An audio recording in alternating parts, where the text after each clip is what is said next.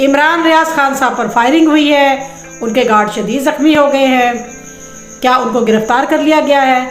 कुछ दिन पहले ये खबर गर्दिश कर रही थी कि इमरान रियाज खान साहब मुल्क छोड़कर चले गए हैं। इस वीडियो में मैं आपको आपके तमाम सवालों के जवाब दूंगी। किस्सा कुछ यूँ है कि महर शराफत अली, जो कि इमरान रियाज खान साहब के बहुत ही करीबी दोस्त हैं, वो अपनी फैक्ट्री से घर जा रहे थे कि उनकी गाड़ी के राइट और लेफ्ट दो मोटरसाइकिल सवारों ने शदीद फायरिंग शुरू कर दी, जिसकी वजह से उनका गार्ड ज़ख्मी हो गया।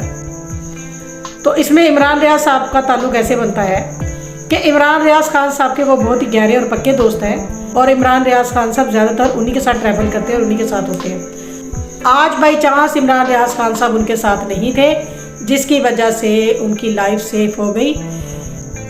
पाकिस्तान वैसे भी साफियों के लिए बहुत ख़तरनाक मुल्क बन चुका है। मज़ीद अपडेट्स के लिए साथ जुड़े रहिएगा। Thank you. अल्लाह हाफ़िज़।